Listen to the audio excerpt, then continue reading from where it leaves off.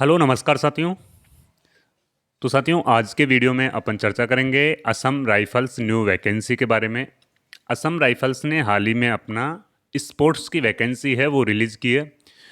और अब जो यहाँ पे ट्रेडमेंस की वैकेंसी, कुक्स की वैकेंसी जो अलग अलग यानी कि ग्रुप सी और ग्रुप बी वाली वैकेंसी है, दोनों ग्रुप में वैकेंसी आने वाली है। यहाँ पे टोटल पोस्टें क्या रहेगी, इसका सिलेक्शन प्रोसेस क्या रहेगा, आयु सीमा, आयु का क्राइटेरिया है वो क्या रहेगा, आपका एग्ज़ाम्स का सिलेबस क्या रहेगा, वो सारी चीज़ें इस वीडियो में अपन आज कवर करेंगे। तो असम राइफल्स का जो मेन काम होता है वो जैसे कि आर्मी की तरह ही इनका काम होता है। अब इनका नाम असम राइफल्स यानी ये एक बटालियन का नाम होता है। असम राइफल्स है एक बटालियन है और इनका जो सारा काम होता है वो आर्मी की तरह ही सारा काम असम राइफल्स का सेम टू सेम आर्मी वाली ही इनको ड्रेस मिलती है और आर्मी के अंडर ही असम राइफल्स से वो काम करती है।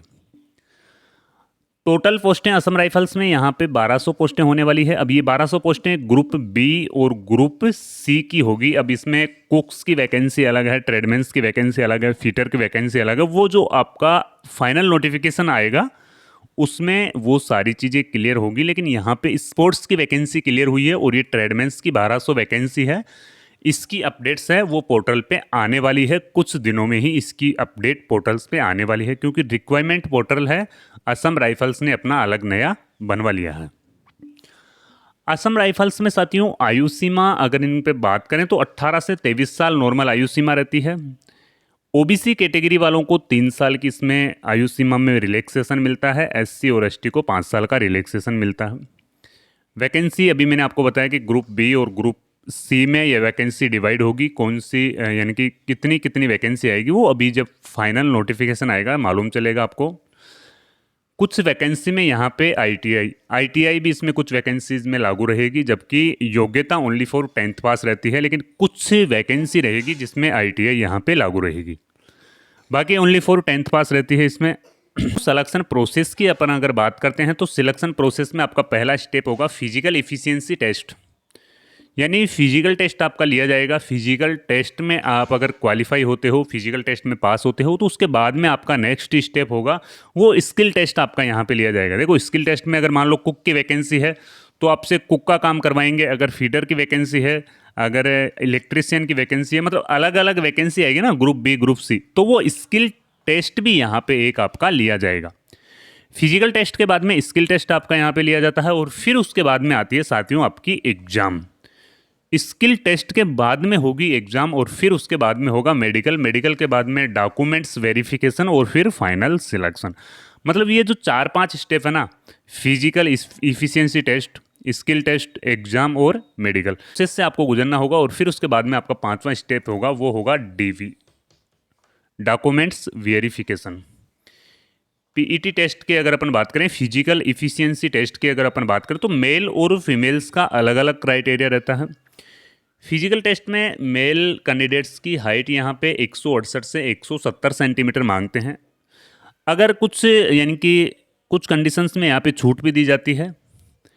एससी एसटी वाले कैंडिडेट्स को छूट दी जाती है और जो पहाड़ी एरिया से आते हैं उनको यहाँ पे हाइट में छूट दी जाती है।